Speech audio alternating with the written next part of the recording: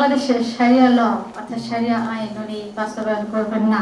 সর্বশক্তিমান ঈশ্বরকে ধন্যবাদ জানাই এবং জামাত ইসলামের আমির মহোদয়ের সাথে আমরা কথা বলেছি।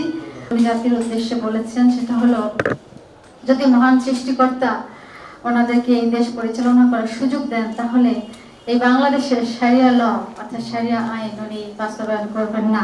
এটা আমাদের জন্য খুব ভালো বিষয় ছিল এবং যারা আমাদেরকে নিজেদেরকে মনে করি যে আমরা এই দেশে সংখ্যালঘু, উনি বলেছেন সংখ্যালঘু হিসেবে যেন আমরা নিজেদেরকে পরিচিত না হই, বরং আমরা যারা ছোট সম্প্রদায়ের অর্থাৎ লোক কম তাদেরকে উনি বলেছেন যেন সন্তানের মতো করে তিনি আমাদেরকে আগলে রাখবেন।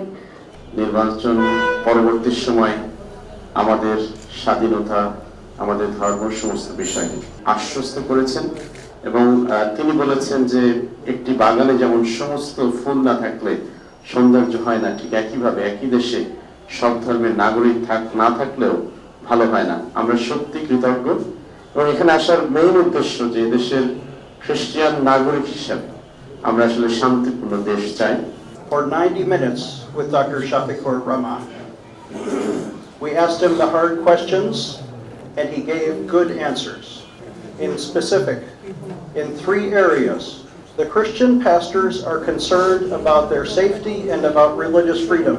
And so we asked him, Dr. Rahman, if there is a move in the parliament for a blasphemy law that would punish the Christians for their speech. খবরের কাগজ, নিখাদ, নির্ভীক, নিরপেক্ষ।